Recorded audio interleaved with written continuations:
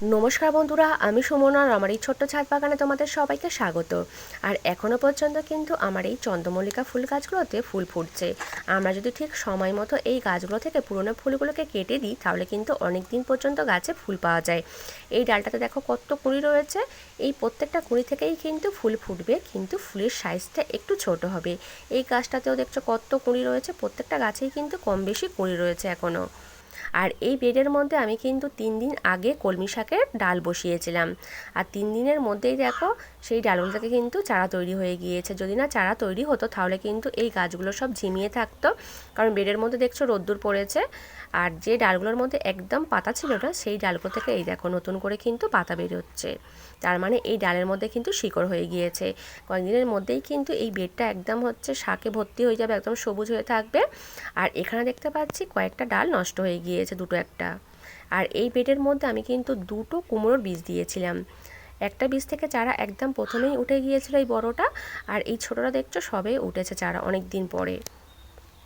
আর এই ছোটো ছোটো কৌটোগুলোর মধ্যে আর বোতলগুলোর মধ্যে আমি কিন্তু সবজির বীজ বসিয়েছিলাম, ঢেঁড়স, বরবটি, চিচিঙ্গার।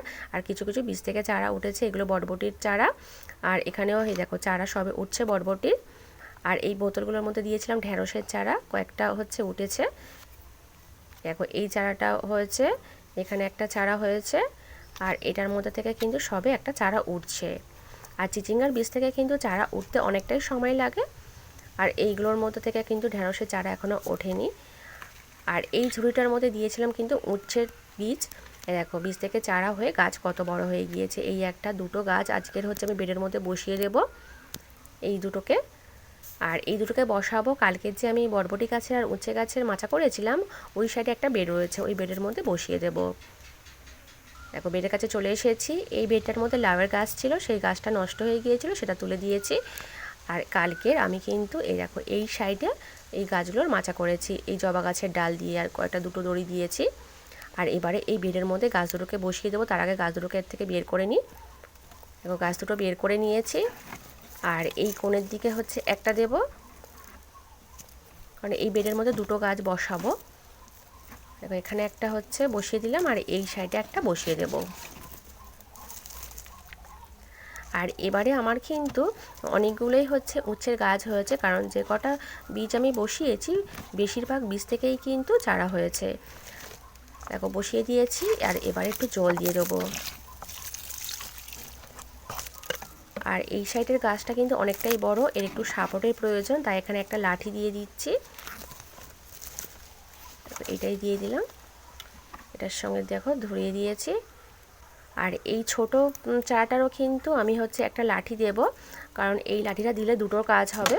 বেডের মধ্যে দেখতে পাচ্ছ রোদ্দুর পড়েছে, তাহলে আমি এই লাঠিটা দিলে কিছু দিয়ে ঢেকে দিতে পারবো বেডটা। দেখো এটারও লাঠি দিয়ে দিয়েছি। আর এখানে দেখো এই প্লাস্টিকটা আমি কিন্তু এখানে দাঁড় করিয়ে দিয়েছি, তাহলে আর এই গাছগুলোর মধ্যে রোদ্দুর পড়ছে না, নয়তো কিন্তু গাছগুলো একদম হচ্ছে ঝিমিয়ে পড়বে রোদ্দুর পড়লে।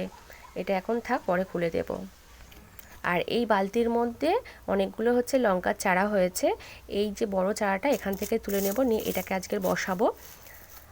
এটা এখানটা কিন্তু একটা কামড়া গাছের বালতি, এর মধ্যেই হয়েছে। এর মধ্যে কিন্তু আমি হচ্ছে বসাইনি এগুলো, এর মধ্যে কিন্তু আগের বারে হচ্ছে একটা লঙ্কা গাছ ছিল, তো সেই বীজ কিভাবে পড়ে হয়েছে। আর এই চারাটাকে এই গ্রো ব্যাগটার মধ্যে বসিয়ে দেব।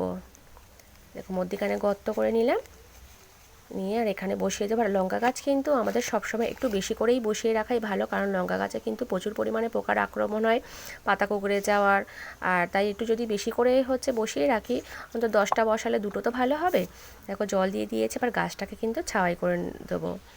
দেখো গাছটাকে ছাওয়াই এখানে করে দিয়েছি, এখানেই এখন 3-4 দিন থাকবে।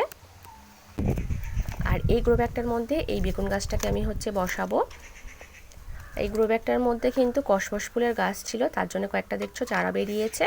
এই চারাগুলোকে ভাবছি নষ্ট করব না, তুলে হচ্ছে এই ছোট ছোট জায়গার মধ্যে বসিয়ে রাখি, দেখি এইগুলোতে হচ্ছে ফুল হয় কি না। যদি হচ্ছে এই গাছগুলো হচ্ছে বাড়ে, তাহলে জানবো হচ্ছে গাছগুলো থেকে ফুল পাওয়া যাবে। এখন এই ছোট ছোট জায়গার মধ্যে বসিয়ে দিই, পরে আবার বড় জায়গায় বসাবো গাছগুলো বাড়লে। এই প্লাস্টিক গ্রো ব্যাগটার মধ্যে দুটো বসিয়ে দেব, আর এই ছোটোটার মধ্যে একটা বসিয়ে দেব। এটার মধ্যে একটা বসিয়ে দেব।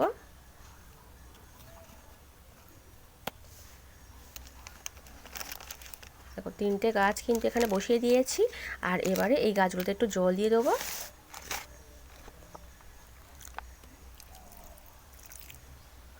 আর এই গ্রো ব্যাগটার মধ্যে এবার বেগুন গাছটাকে বসিয়ে দেবো, তার আগে এখান থেকে বেগুন গাছটাকে বের করে নেব। দেখো বেগুন গাছটা বের করে নিয়েছি, আর এই গাছটাকে এর মধ্যে হচ্ছে বসিয়ে দেবো। আর আমি কিন্তু এবারে অনেকগুলো ব্রেড বা হচ্ছে গ্রো ব্যাগ গাছের শুকনো পাতা আর সবজির খোসা দিয়ে হচ্ছে রেডি করেছি, তাই এই গ্রো ব্যাগগুলো কিন্তু একদম হালকা। আর পাতাও দেখতে পাচ্ছ সাইডে সাইডে ছিল। দেখো গাছটাকে বসিয়ে জল দিয়ে দিয়েছি। এই গাছগুলোকে কিন্তু ওই লঙ্কা গাছের কাছে ছাওয়ায় নিয়ে যাব।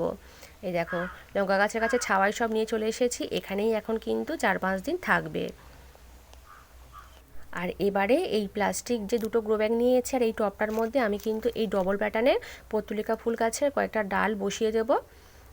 এবারে কিন্তু আমি হচ্ছে অনেকগুলোই সিঙ্গেল প্যাটার্নের পর্তুলিকা ফুল গাছ তৈরি করেছি, আর ডবল প্যাটার্নেরটা খুব বেশি করা হয়নি।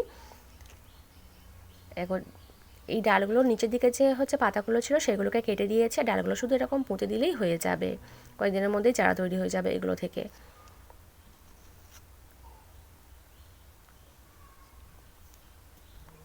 দেখো দুটো জায়গার মধ্যে বসিয়ে দিয়েছি, আর যে কটা ডাল রয়েছে এই গ্রো ব্যাগটার মধ্যে বসিয়ে দেব।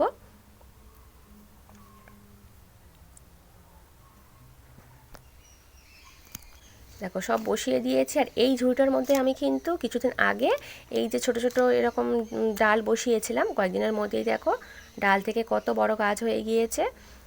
এই ডালগুলো কিন্তু আবার হচ্ছে কেটে আবার হচ্ছে বসানো যায়। আর এই পর্তুলিকা ফুল গাছের ডাল থেকে কিন্তু খুব সহজেই চারা তৈরি করা যায়, মাটির মধ্যে পুঁতে দিলেই কয়েকদিনের মধ্যে হয়ে যায়।